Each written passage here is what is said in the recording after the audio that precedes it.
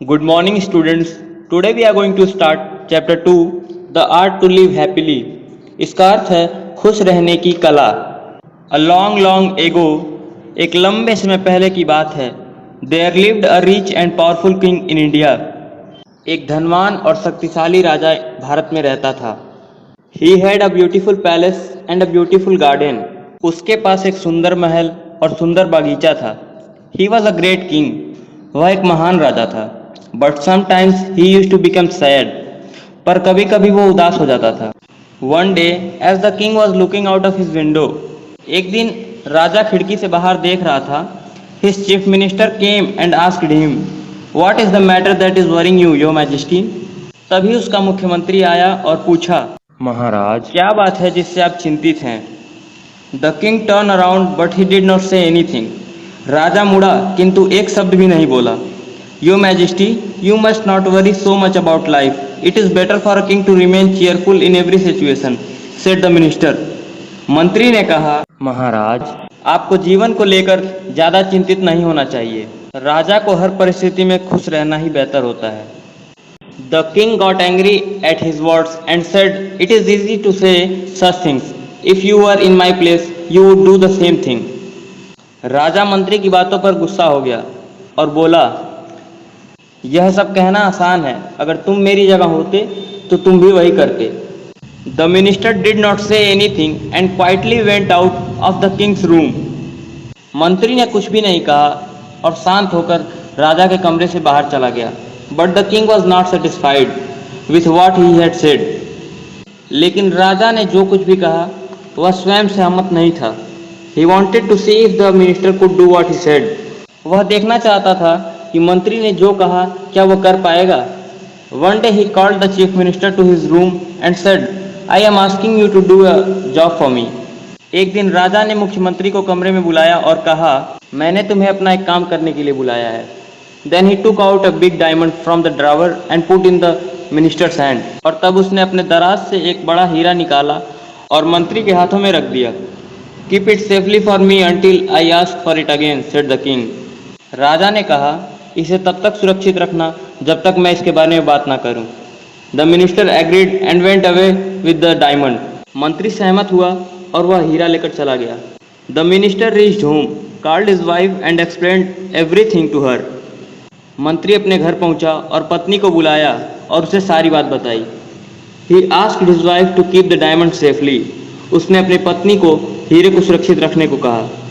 She opened the cash box, put the diamond in one corner, closed it and put the cash box inside her box. उसने गुल्लक में हीरे को डाला और अपने बक्से में सुरक्षित रख दिया. The king had sent some people to follow the minister all the way to his house to find out where he would keep the diamond. राजा ने कुछ लोगों को मंत्री पर नजर रखने के लिए भेजा जिससे वह यह जान सके कि उसने हीरा कहाँ रखा है.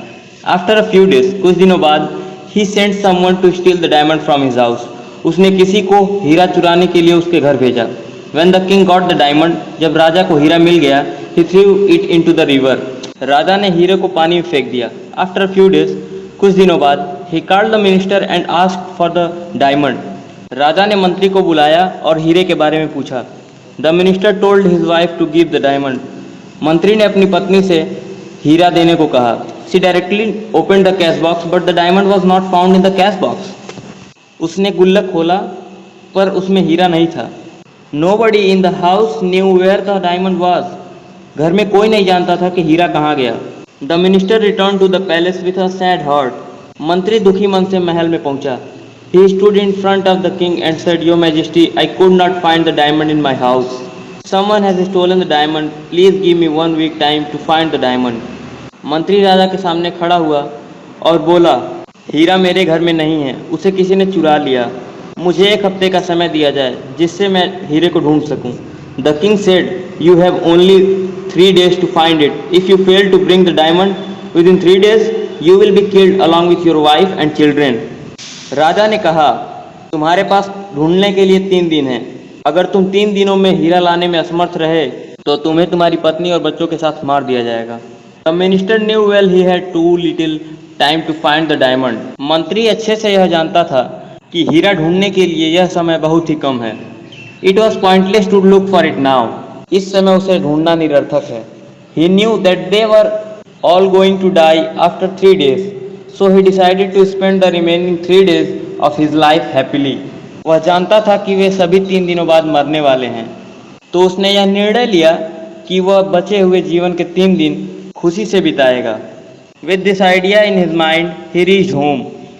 वह इस विचार के साथ घर पहुंचा। He told his wife, "Let us enjoy the remaining 3 days of our life happily." उसने अपनी पत्नी से कहा कि हम बचे हुए जीवन के 3 दिन खुशी से बिताएंगे। What is the use of waiting for death to come with a sad heart? मौत के आने के इंतजार से मन को क्यों उदास करना? His wife agreed and started to make plans for the celebrations. उसकी पत्नी सहमत थी और उत्सव के लिए योजना तैयार करने लगी। The musician and the best cooks were called. संगीतकार और अच्छे रसोइया बुलाए गए। Invitations were sent to their relatives. उनके रिश्तेदारों को निमंत्रण पत्र भेजा गया। There was singing and dancing programme for the whole day and night. पूरे दिन और रात के लिए गाने और नृत्य का कार्यक्रम रखा गया। The minister's house was crowded with guest. मंत्री का घर मेहमानों से भर गया। Delicious food was serve to the poor people in the minister's home. मंत्री के घर में गरीब लोगों के लिए स्वादिष्ट भोजन परोसा गया। The minister's wife was busy in distributing gold, silver and money to his workers. मंत्री की पत्नी अपने श्रमिकों में सोना, चांदी, पैसे बांटने में व्यस्त थी। When the king came to know all this, जब राजा पूरी बात जानने के लिए आया, he could not understand what the minister was doing. वह समझ नहीं पाया कि मंत्री क्या कर रहा है। ही मर्मर्ड, वह बड़बड़ाया। How he could be so happy when he knew he was going to die. वह खुश कैसे रह सकता है जब उसे पता है कि वो मरने वाला है। द नेक्स्ट डे, अगले दिन, the minister's wife gave a gold coin to the milkmaid. मंत्री की पत्नी ने ग्वाले को एक सोने का सिक्का दिया। When she got the coin, जब उसने सोने का सिक्का पाया, she become so happy that she went and told a vegetable seller about it. वह बहुत ही खुश हुई और एक सब्जी बेचने वाले के पास गई और उसे सारी बात बताई। The vegetable seller also went to the minister's house with some vegetables. सब्जी बेचने वाली भी अब कुछ सब्जियों के साथ मंत्री के घर पहुंची। She also got a golden coin from the minister's wife. उसे भी मंत्री की पत्नी द्वारा एक सोने का सिक्का मिला। This news passed on to the wife of a fisherman. यह खबर एक मछुआरे की पत्नी के पास भी पहुंची। But she said, how can I go to the minister's house with so small fish. लेकिन उसने कहा कि वह एक छोटी सी मछली के साथ मंत्री के घर कैसे जा सकती है। In the evening, the fisher's man's wife asked her husband to go out and catch some big fish.